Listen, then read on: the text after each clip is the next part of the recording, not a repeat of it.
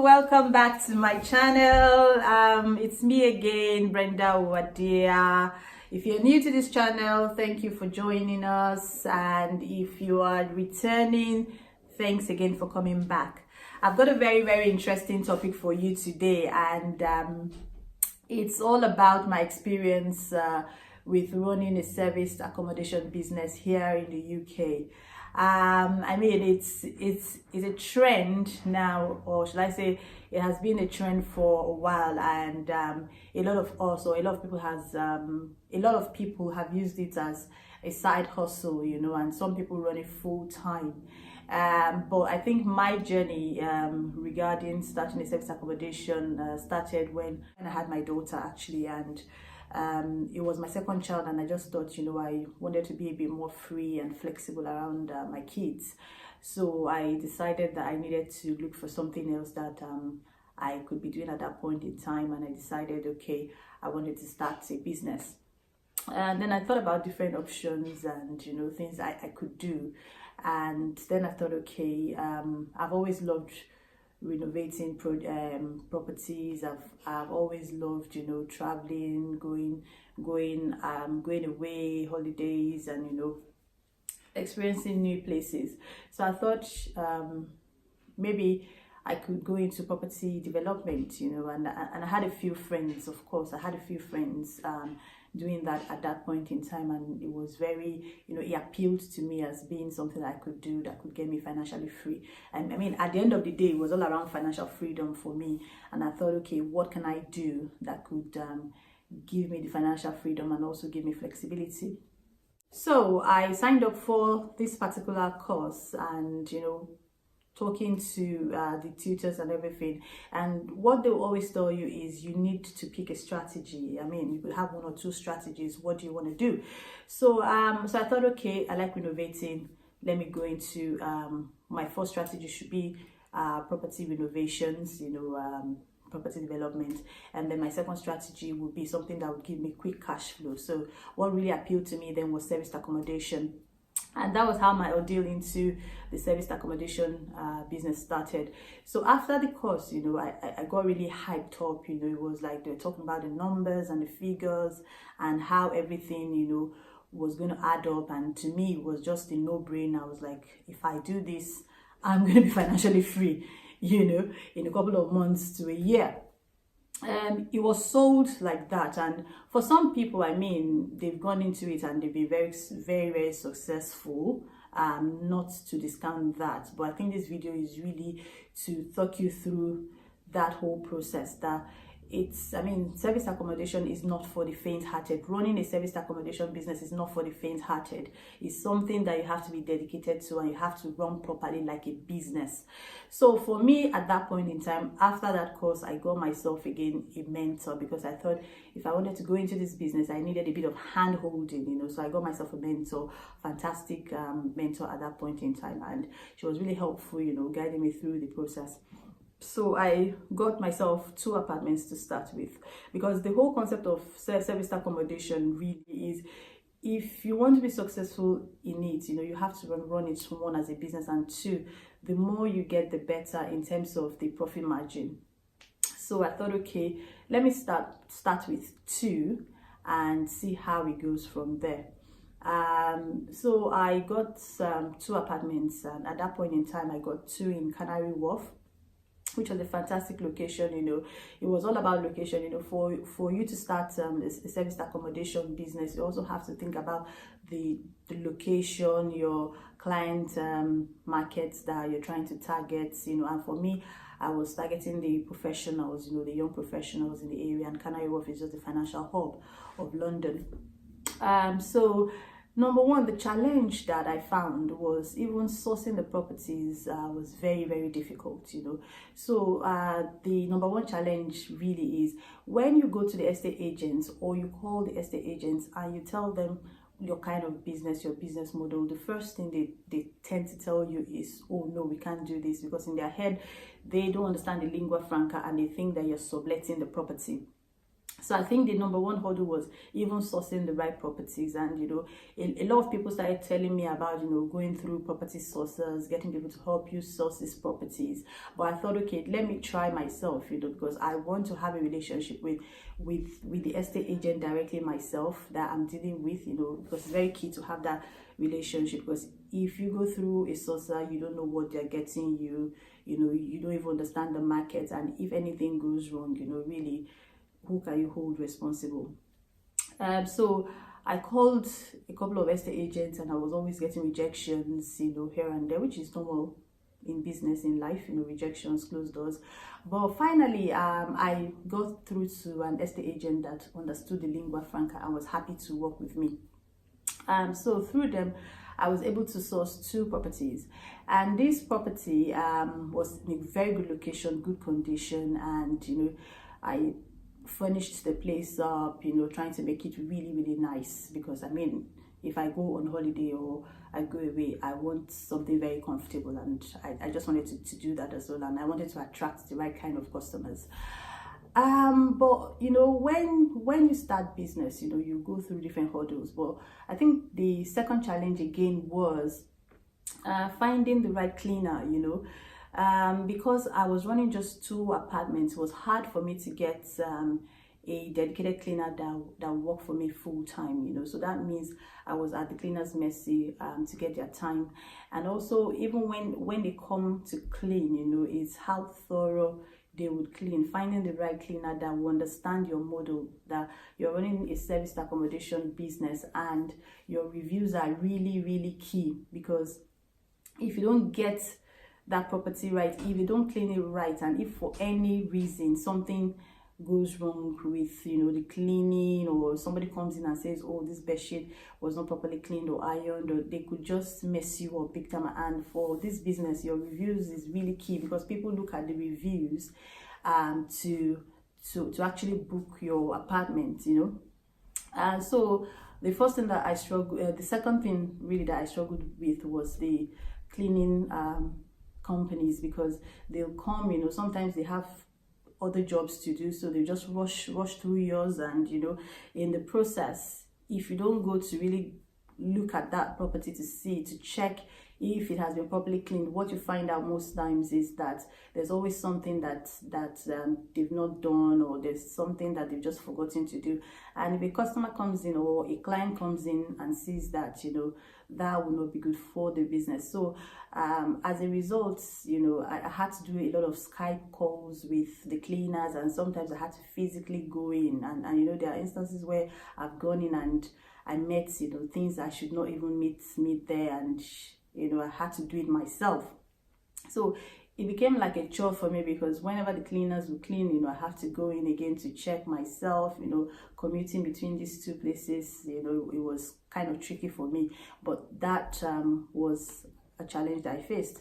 And another challenge that I faced was the wrong kind of clients. So in as much as it was in Canary Wharf and it was supposed to be a good location, Canary Wharf had a very bad reputation with the party gangs. It had a reputation with the drug gangs, with the fraudsters, so you have people booking your apartment and they're coming there, their intention is to come and have a party.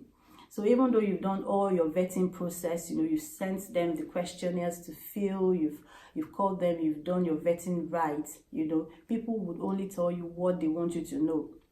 So the third challenge that I faced was, this difficult kind of clients, whereby you have people come to you like professionals, or come to you like they're holiday makers. They want to come and stay in your apartment, but you find out that they're actually using your apartment as a meeting room, as a place where they can have wild parties, and they end up messing up your whole apartment, So, and I had a few of that, people come in, you take a deposit from them, but how much really is that deposit with the damage that they'll cause?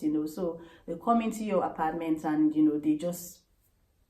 they feel I've paid for something, so I can trash it. So they basically come in and trash it, and it was just a horrible experience for me, because at every point, my cleaner will call me. So probably they've come and they've gone, and then the cleaner goes in there and she's calling me to say, oh my God, that, they've trashed it, they've stained the walls, they've just messed up your apartment big time. And sometimes it takes us days to fix, because sometimes they even smoke and they burn the carpets, so it was just horrible. It was just horrible. And sometimes we go after them, trying to chase them for our money, because normally would keep hold of their card details, but you find out that by the time you even go to say you want to charge them, there's no money in the account, so that's a loss for you. So I mean, if you're trying to run this kind of business, you have to work on your vetting process properly, and like I said, there are still instances whereby you do all these things and you still don't get it right. Another challenge for me was the fraudulent guys as well, so we had people that use stolen cards, to come and make a reservation.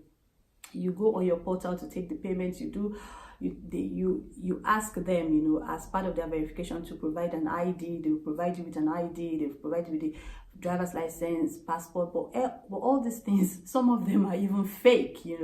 There was this instance whereby this guy sent me a fake British passport. And it all looked normal. The passport was okay to me and everything, but my inclination just kept on saying, oh, because of all the experiences that I've had in that area. So I said, you know what, let me just check it against my own passport and everything. And then I realized that it's first, on your passport, the British passport to be precise, is always your surname first before your first name.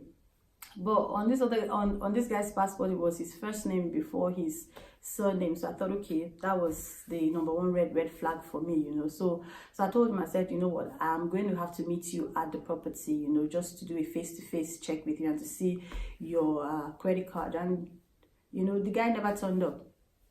And this is the issue. When they don't turn up like that, you've lost your earnings for that period, for that day, to be precise, because if they tell you that they're going to stay there and then they don't even show up on that day, and that it's a fraudulent card anyways, you can't charge it, because if you charge them, you're going to get charged back, So it was very, very, very, very difficult, to run it. It was just an issue. And most times I'll be like, okay, I even had to get a key management company to help me with managing the keys, because you can't be physically there to check in your guests and check them out. And because I only had two, it was not practical to get someone to pay someone else again to help me manage the key collection in person. So it meant that even though I paid for the key company to help me with the keys, I still had to physically go there to do the face-to-face verification and also the ID checks myself.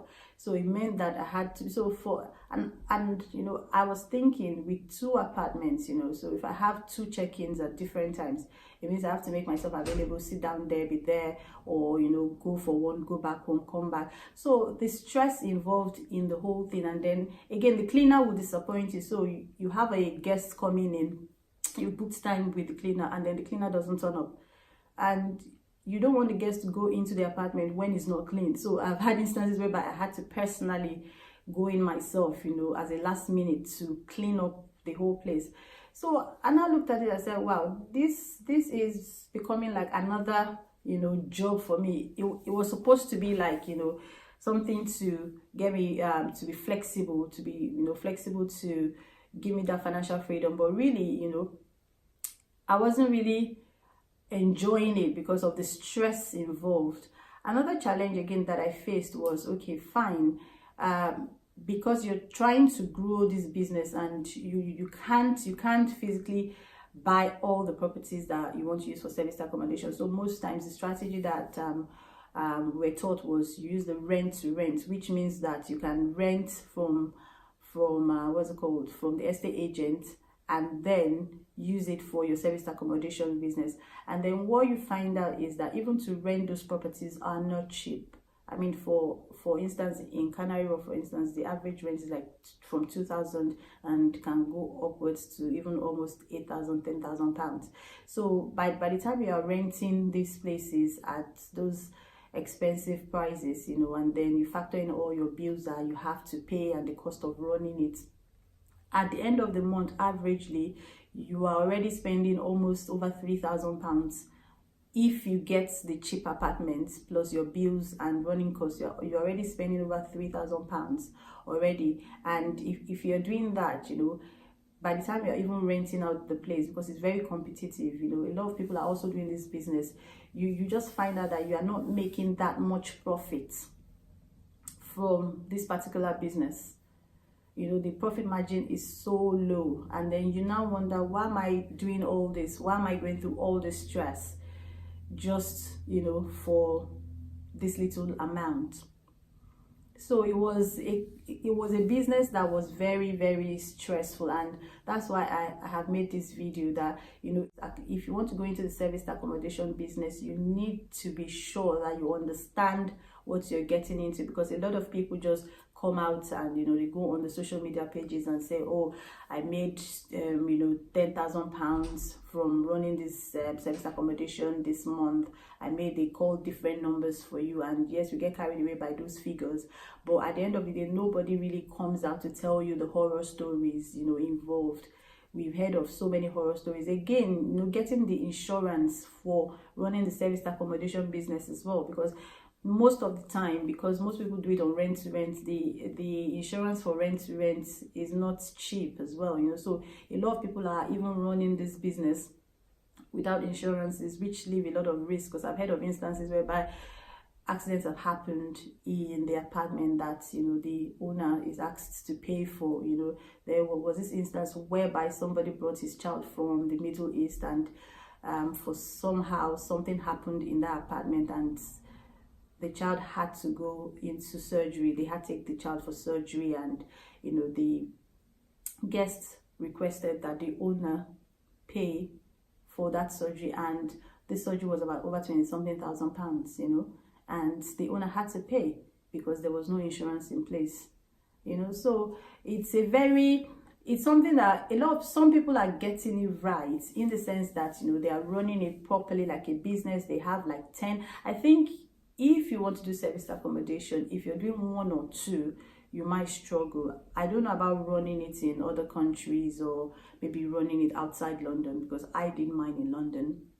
But from my personal experience, it was very tough.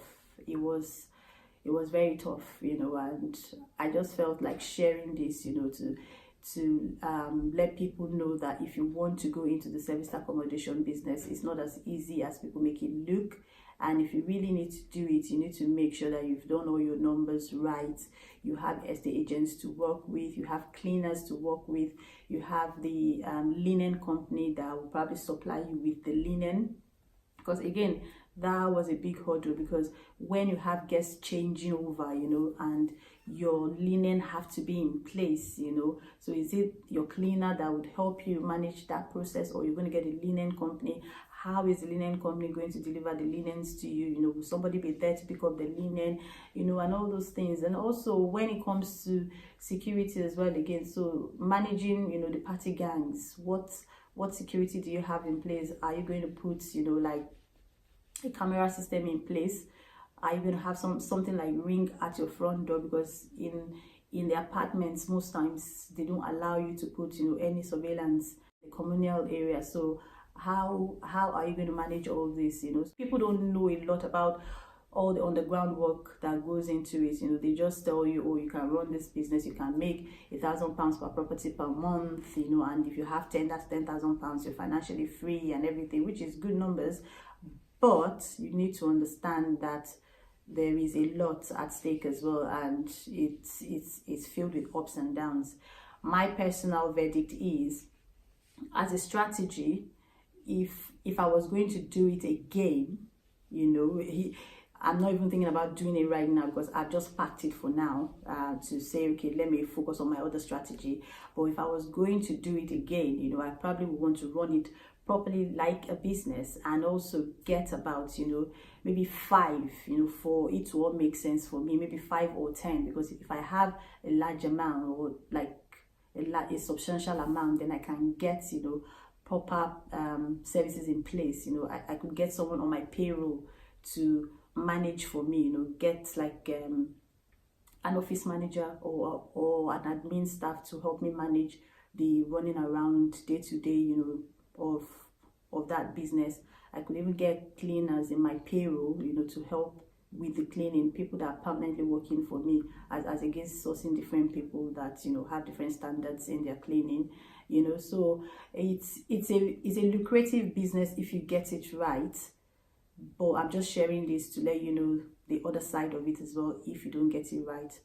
I hope you've enjoyed this series. Please like and subscribe as usual, and if you have done this business before and you've had your own horrible stories and good stories, please feel free to comment down below as well. This channel is all about encouraging us and throwing things out there that people never really talk about as well. From time to time I will do something new, and if you want me to talk about something as well, please let me know. Thank you for joining us today again. It's been a pleasure having you guys here. Thank you. Have a fabulous bank holiday. Have a fabulous week. Thank you. Bye.